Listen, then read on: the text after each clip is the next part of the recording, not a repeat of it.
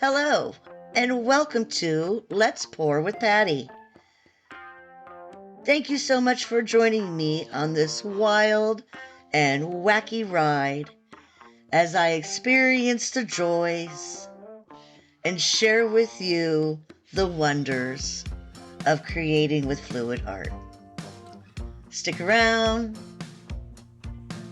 let's have some fun, and as always, keep creating. Let's pour. Think canisters. Oh, these will make a wonderful addition to somebody's kitchen, just as soon as I'm done with them. So let's get started. I sanded it down to create some scuff marks in it to allow the paint to grab hold and adhere to the surface. Paint doesn't like to really stick to a smooth surface. It can easily be peeled off, and, well, we don't want that now, do we? So, as you see, I'm not quite sure what color this is. I got paint all over the label, and I can't read it anymore. But it is a Sherwin-Williams color to go. It's beautiful light sky blue. And then I'm using some Artist Loft aqua green.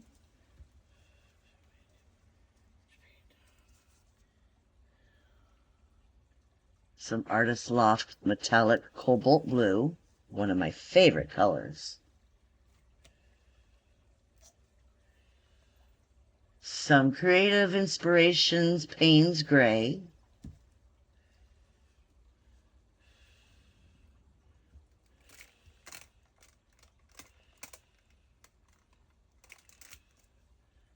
Amsterdam's Primary Blue.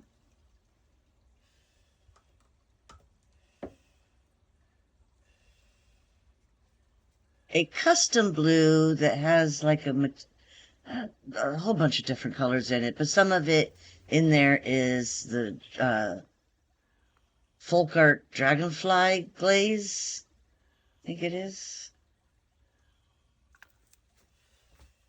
Now, spoiler alert, I don't like how this one comes out, because I think it's mainly because of the way I layered the cell activators. So when I switch it up, when I do it again, I'm going to switch up the way in which I layer the cell activators to see if that makes a difference. And I think it does.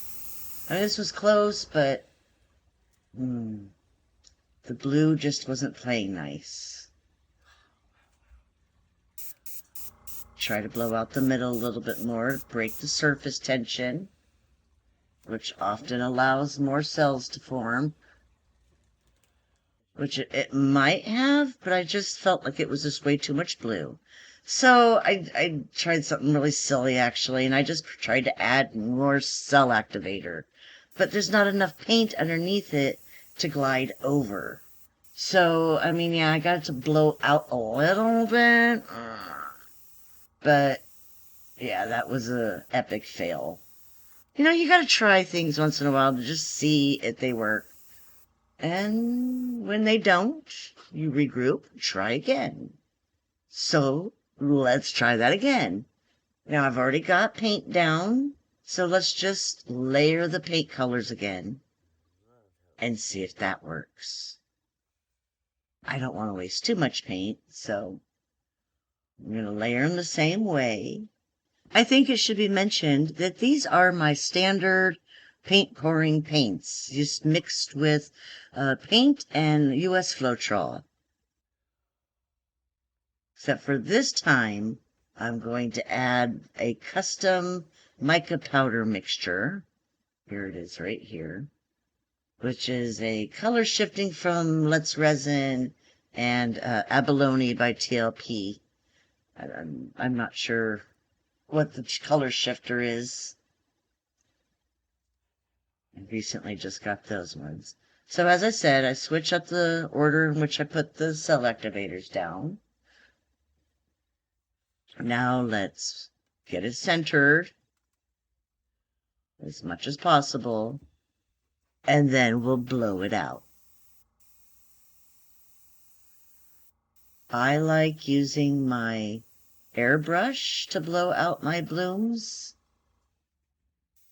That just gives me the control that I like, since I can't blow with my own lungs because they're crap. But I digress.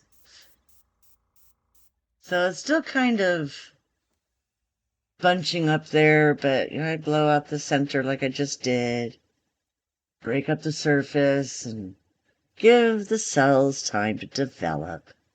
Sometimes you just have to be patient. Now, what's happening is the cell activator is sinking, which is, most of it is, although it's, not all of it. So that's how you get the lacing and the cells. You want it to sink a little, but you don't want it to get swallowed up. So I was okay with just letting this one ride, because you can see it's still developing, and I'm scraping off all the excess paint that's on my spinner to reduce the spin-off splatter. And now we'll spin it out. This is my first time trying to do these canister lids. I was inspired to try them by the incredible Louise McKay art. She has some of the most amazing artwork, and she's always doing functional art that is just stunning. So I wanted to give it a shot myself. These will do great. I have a couple of really big events coming up with normally, tens of thousands of attendees to these events. They're not necessarily art events. They're more like citywide festivals. But I'm hopeful that the art will go over well. They have an art section, and the city gallery that I often have some of my art pieces in will be there too.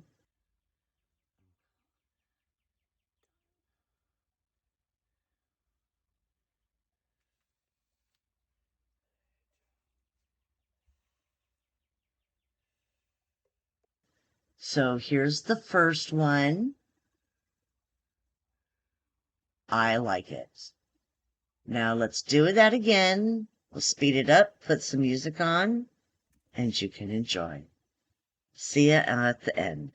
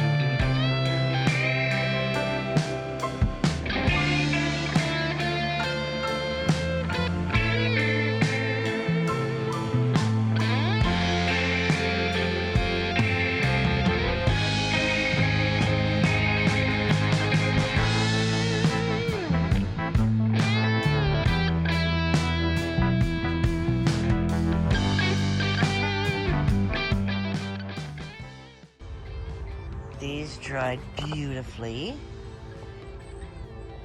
They didn't sink or get wonky. A little bit right there maybe, but that's just in the shimmer and shine of the pigments. But, ooh.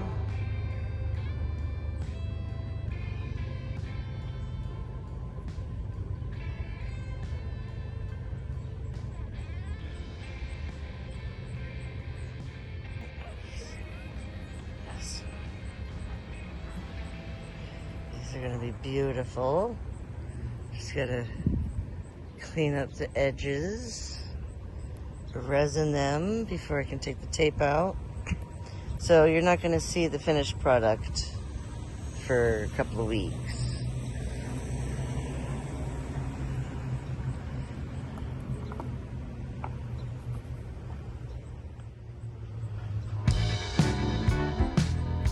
Damn train.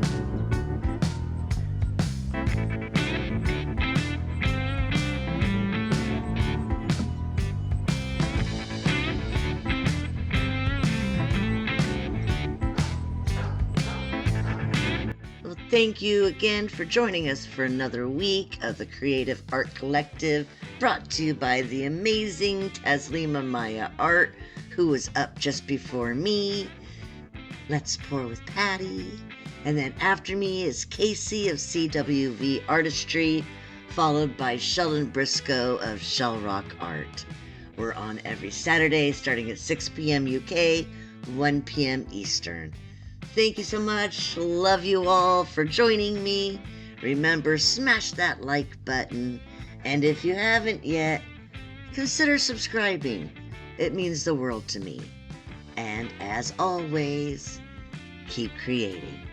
Bye.